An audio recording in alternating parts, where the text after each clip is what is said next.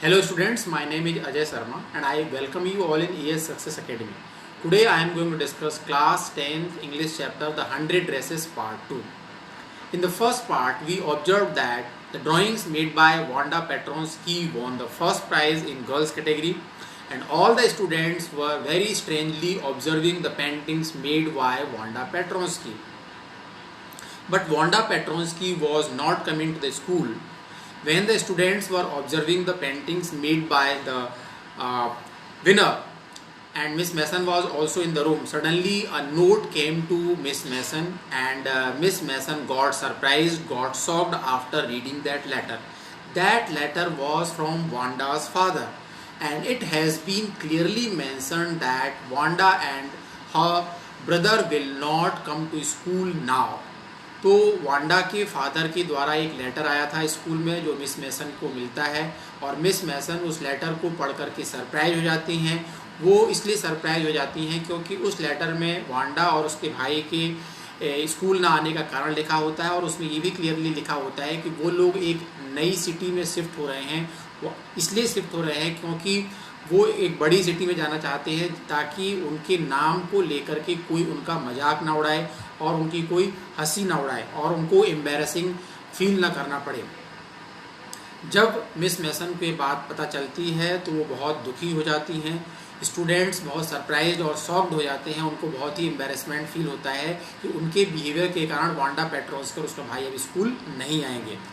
Maddie और पैगी बहुत ही sorry feel करती हैं, गिल्टी फील करती हैं और वो अपनी पढ़ाई पर आगे कंसंट्रेट नहीं कर पाते हैं।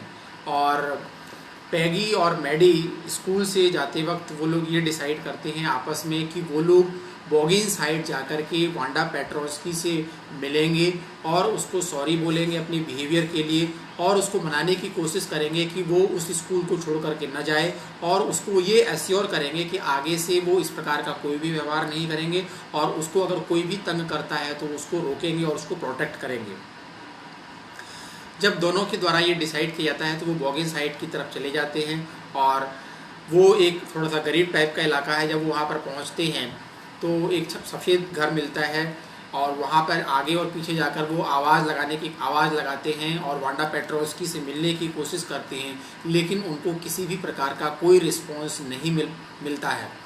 और पैगी सोच रही होती है कि यदि वो जो ड्रेस वाला गेम वांडा के साथ खेलती है यदि नहीं खेलती उसके साथ तो शायद वांडा पेट्रोस्की ये ड्राइंग कंपटीशन नहीं जीत पाती।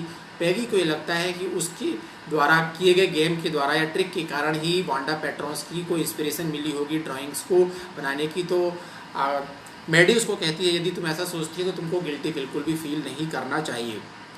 वांडा को वहाँ न मिल कर के वो दोनों बहुत निराश हो जाते हैं क्योंकि वो अपने बिहेवियर के लिए सॉरी फील करना चाहते हैं। वांडा से न मिल कर के वो सॉरी नहीं बोल पाते हैं क्योंकि वांडा उसको वहाँ पे नहीं मिल पाती है। और मैडी को बहुत ही फील होता है, बहुत ही सॉरी फील करती है क्योंकि वो उससे मिलकर के सॉरी बोलना चाहती थी और उसको एश्योर करना चाहती थी कि आगे से वो इस प्रकार का कोई भी बिहेव नहीं करेगी। और उसको बहुत ही एम्बैरेसिंग फील हो रहा था। उसको एम्बैरेसिंग इसलिए फील हो रहा था वो वांडा का मजाक नहीं उड़ाती थी लेकिन जब पैगी जो कि उसकी बेस्ट फ्रेंड थी वांडा का मजाक उड़ाती थी तो वो खड़े होकर चुपचाप देखती रहती थी। वो पैगी का किसी प्रकार से विरोध नहीं करती थी। तो जब वो वहाँ से लौट करके आ जाते हैं और वो सोचती रहती है इस प्रकार से और वो पक्का इरादा करती है कि रात में उसको सो भी नहीं पाती है और हमेशा वांडा के बारे में सोचती रहती है, अपने गिल्ट के बारे में सोचती रहती है और ये दृढ़ निश्चय करती है कि आगे से वो किसी को भी किसी के नाम के लिए चढ़ाने नहीं देगी। अगर कोई किसी को तंग करता है तो उसका विरोध करेगी, भले ही उसकी दोस्ती पैगी से टूटती है तो टूट जाए, वो किसी के लिए केयर नहीं करेगी। तो पैगी और मैडी दोनों ये डिसाइड करते हैं कि वो वांडा के लिए एक लेटर लिखेंगे, एपोलॉजी लेटर लिखेंगे जिसमें वो सॉरी फील करेंगे और उसको कॉन्ग्रेचुलेट भी करेंगे।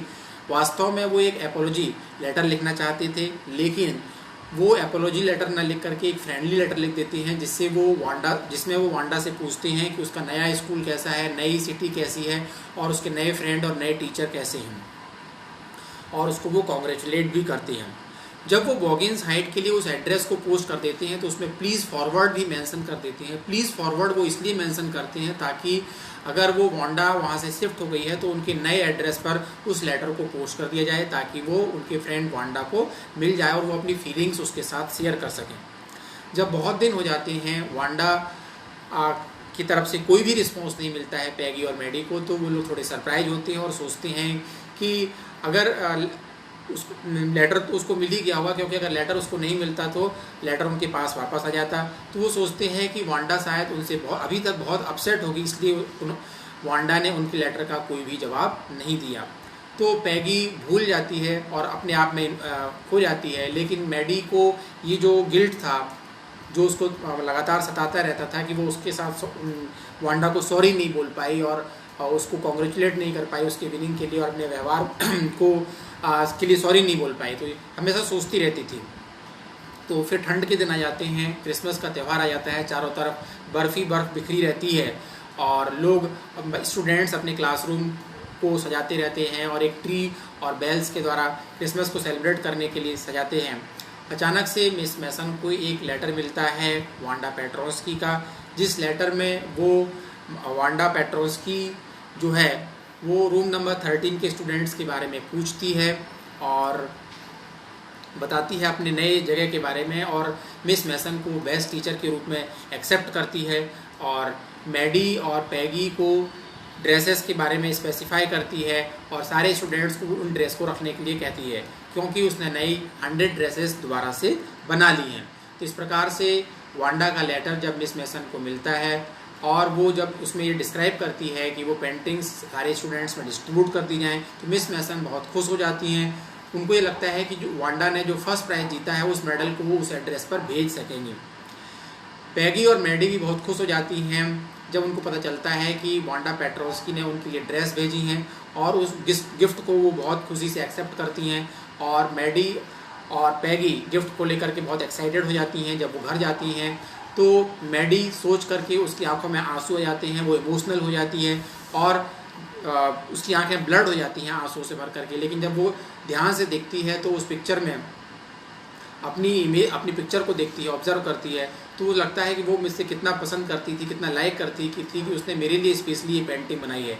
और वो पैगी के पास जाती है और उससे भी उस पिक्चर को, ड्राइंग को ऑब्जर्व करने के लिए कहती है। तो उसमें भी पैगी के द्वारा जो पैगी के लिए जो गिफ्ट बनाया गया था उसमें जो ड्रेस दी गई थी पैगी को, उसमें उसकी पिक्चर भी दिखती है।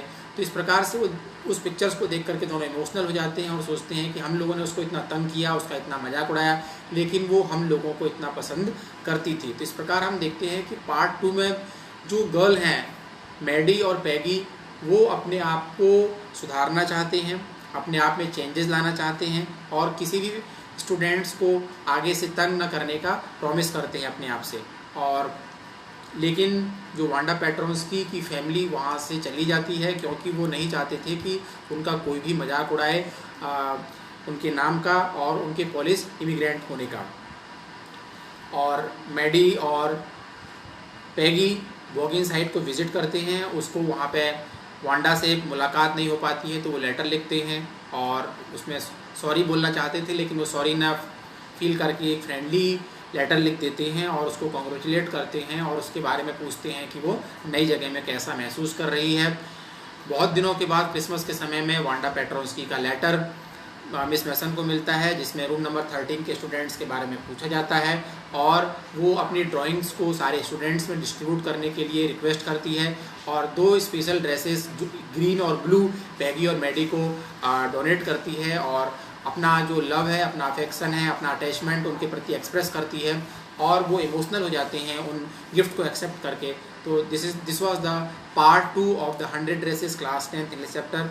आई होप आप लोगों को समझ में आ गया होगा। Please like and subscribe so that I could provide you further videos on the subject. Thank you all.